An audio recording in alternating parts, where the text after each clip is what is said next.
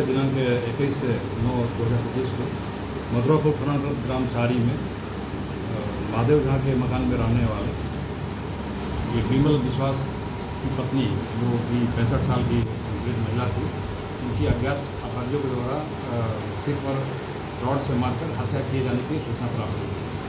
इस संबंध में सूचना प्राप्त होने पर मथुरापुर थानाध्यक्ष टीम के साथ वहाँ पहुँचे थे। सीआई सदर श्री नीरज तिवारी और हम भी वहाँ पर गए थे। वहाँ पर जाने के बाद मृतका के जो पति हैं विमल विश्वास आए और बताया कि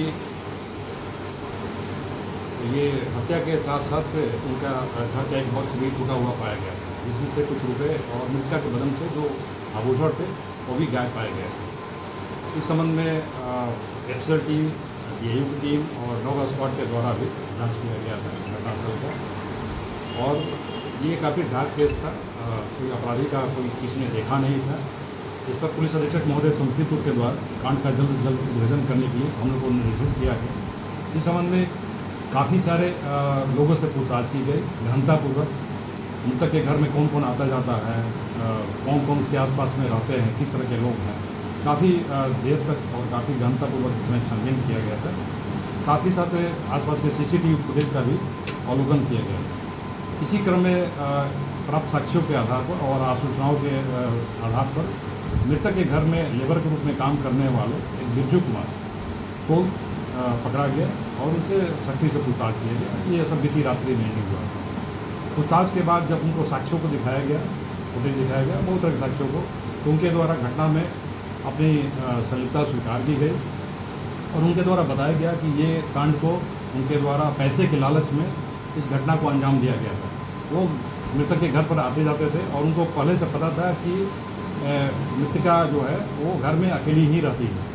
घटना के दिन वो पानी पीने के बहाने उसमें घर में गए थे। उसमें घर पर एक बाहर से रुपये का तगादा करने के लिए बंगाल से एक व्यक्ति आया हुआ था। ये पानी पीकर बाहर आ गए और जब उसका इंतजार की, जब वो बाहर निकल जाएगा तब ये घर में जाएंगे। और ऐसे ही अपना प्लानिंग के अनुसार वो घर में जा करके और मृतका के बगल के कमरे में जा करके और बक्स का ताला तोड़ करके पैसे निकाले थे और निकाल कर बाहर निकल रहा था। उसी क्रम में मृतका जो है देख ली और वहाँ पर स्ट्रगल हुआ। इस क्रम में इनके द्वारा मृतका को मैंने अपने पकड़े जाने के भय से, ये जानते हुए कि मृतका हमको पहचान गई है और बता देगी, उन्होंने मृतका के सर पर रॉड से मार करके और उसकी हत्या कर दी। और मृतका के बदन पर उस समय जो सोने का कंगन था उसको भी इनके द्वारा ले लिया गया और ये करने के बाद ये अपने घर पर ये चले गए। लेकिन हम लोग अपना जो बहुत है गहन अनुसंधान के बाद इसे गिरफ्तार की। फिर इनके स्वीकारोक्ति बयान के आधार पर इसके घर से लूटा गया, घटना में लूटा गया सोने का जो कंगन है इसे घर से बरामद किया गया। साथ ही साथ इसके बदन पर घटना के समय जो कपड़े थे जिस पर ब्लड के छींटे भी पड़े हुए थे उसको भी बरामद किया गया। तो कितने की लूट हुई थी और क्या पहचान है इसकी? ये अभी तक के चूँकि एफआईआर में उनके जो पति हैं अभी देख नहीं पाए थे उस समय। एफआईआर में उन्होंने पैसे का जिक्र नहीं किया, सिर्फ पैसा लिखा है, लेकिन 1 लाख रुपया इसके द्वारा बताया गया है। और ये चूँकि अपराधी काफ़ी शातिर है, काफ़ी हम लोग सख्ती से पूछताछ की है साक्ष्य के आधार पर भी, तब इसने बहुत सारी बातों को अभी भी छुपा कर रखा है। हम लोग इसको जेल भेजेंगे और इसको रिमांड पर मिलेंगे और जो भी शेष जो पैसे हैं उसको भी हम लोग बरामद करेंगे। क्या पहचान है इसकी, कहाँ रहने वाला? ये मणिपुर का है, ही रहने वाला है, मथुरापुर थाना का सामना का ही रहने वाला है, बिरजू कुमार। बताया जाता है कि इसके पिता उसके यहाँ ठेला चला।